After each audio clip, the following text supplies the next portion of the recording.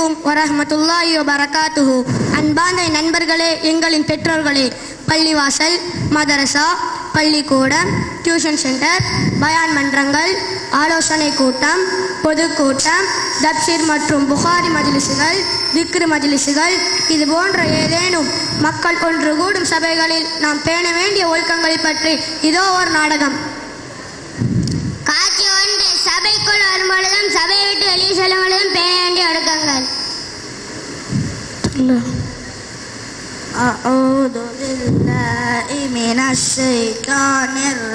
அத்துல், எங்கப்பா மற்ற பசங்களெல்லாம் காணோம்? அசரத், நான் வரதுக்கு முன்னாடி ரஷீத் ரெடி ஆகிட்டா அசரத். அப்ப ஏன் இன்னும் வரல? தெரியல அசரத். அசரத், நான் வரும்போது ஆஷிக் வீட்டில் எல்லாரும் நின்றுட்டு இருந்தாங்க. அசரத், ஆஷிக் வீட்டில் எல்லாரும் எதுக்காக நிற்கணும்? தெரியல அசரத். ஓ அப்படியா? அவங்க வரட்டும், நான் பார்த்துக்கிறேன்.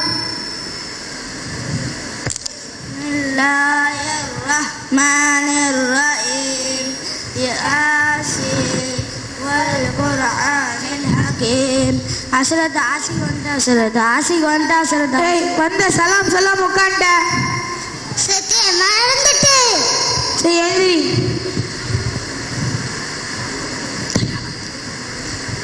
சரத், அஸ்ஸலாமு அலைக்கும். வந்த சலாம் சொல்லிட்ட, அனுமதி கேட்காம உட்காண்ட. எந்திரி. மன்னிச்சிருங்க அசரத்தை, இனிமேல் உங்கள்ட்ட அனுமதி கேட்டுட்டே உள்ள வரேன். அஸ்ஸலாமு அலைக்கும் வரஹ்மத்துல்லாஹி வபரகாத்துஹு. உள்ள வரலாமா?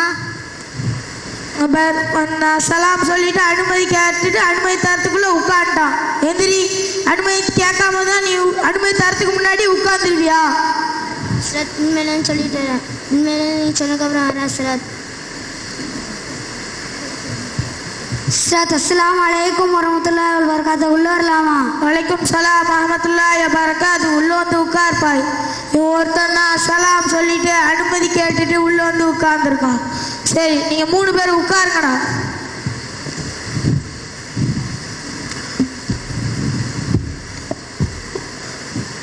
உங்களுக்கு நான் ஒரு ஒழுக்கம் சொல்லித்தரேன், எல்லாரும் கவனமா கேளுங்க. ஒரு தடவை நபி ஸல்லல்லாஹு அலைஹி வஸல்லம் அவங்க சொன்னார்கள், ஒருவர் சபைக்கு உள்ள வரும்போது முதல்ல சலாம் சொல்லணும், 2வது அனுமதி கேட்கணும், 3வது அனுமதி தந்தா மட்டும்தான் வெளியே உள்ள வரணும். ஒருவேளை உங்களுக்கு அனுமதி கிடைக்கல, திரும்ப 3 தடவை சலாம் சொல்லிட்டு அனுமதி கேட்கணும். அப்படி உங்களுக்கு அனுமதி கிடைக்கலையா, வெளியே உள்ள வரக்கூடாது, வெளியே போயிடணும். இதுதான் சபைக்கு உள்ள வர்றதுக்கு உண்டான ஒழுக்கம். சபைக்கு வெளியே செல்லும் பொழுது ஒழுக்கங்கள் இருக்கா? அதுக்கும் ஒரு ஒழுக்கம் இருக்கு. ஒருவர் சபையை விட்டு வெளியே செல்லும் போது முதல்ல அனுமதி கேட்கணும், 2வது அனுமதி தந்தா மட்டும்தான் போகணும். ஒருவேளை உங்களுக்கு அனுமதி கிடைக்கலையா, போகக்கூடாது. அப்படி உங்களுக்கு அனுமதி கிடைச்சிட்டுனா மறக்காம சலாம் சொல்லிட்டு தான் போகணும். இதுதான் சபையை விட்டு வெளியே செல்வதற்கு உண்டான ஒழுக்கம். சபையை விட்டு வெளியே செல்லும் போது நம்ம ஏன் கஃபாரா ஓத தெரியுமா? ஒருவர் நம்ம இப்போ மதரசாவுக்கு வந்து நம்ம குர்ஆன் ஓதத்தானே வந்திருக்கோம். ஆனால் நம்ம குர்ஆனை ஓத தவிர்த்து மற்ற எல்லா வேலைகளையும் செய்கிறோம்ல, அதுக்காக தான் இந்த கஃபாரா அதுக்குண்டான பரிகாரமாகும். அப்துல், இந்த கஃபாரா உனக்கு ஓத தெரியுமா? அப்ப கஃபாரா சொல்லு. சுப்ஹானகல்லாஹும்ம வ பிஹம்திக வ நஷ்ஹது அல்லா இலாஹா இல்லா அன்த அஸ்தக்ஃபிருக வ அத்தூபு இலைக்.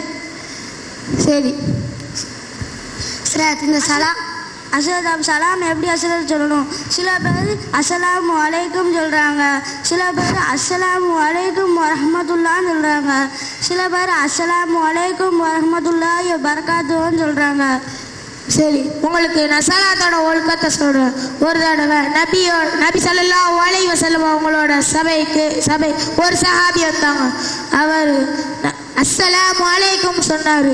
அவருக்கு நபி 10 நன்மைன்னு சொன்னாரு. இன்னொருவர் 2வது ஒரு சஹாபி வந்தாரு. அவர் அஸ்ஸலாமு அலைக்கும் வரஹ்மத்துல்லாஹ்னு சொன்னாரு. அவருக்கு நபி ஸல்லல்லாஹு அலைஹி வஸல்லம் அவங்க சொன்னாங்க 20 நன்மைன்னு சொன்னாங்க. மூணாவதா ஒரு சஹாபி வந்தாரு. அஸ்ஸலாமு அலைக்கும் வரஹ்மத்துல்லாஹி வபரகாத்துஹுன்னு சொன்னாரு. அவருக்கு நபி ஸல்லல்லாஹு அலைஹி வஸல்லம் அவங்க சொன்னாங்க 30 நன்மைன்னு சொன்னாங்க. இப்போ உங்களுக்கு 10 நன்மை வேணுமா இல்ல 30 நன்மை வேணுமா? சரி, உங்களுக்கு ஸ்கூலுக்கு போக நேரம் வந்துருச்சு. கஃபாரா ஓதிட்டு எல்லாரும் போங்க. சுப்ஹானல்லாஹ் வபிஹம்திக வனஷ்ஹது அல்லா இலாஹா இல்லா அன்த அஸ்தக்ஃபிருக வ அத்தூபு இலைக. அஸ்ஸலாமு அலைக்கும். சலாம்.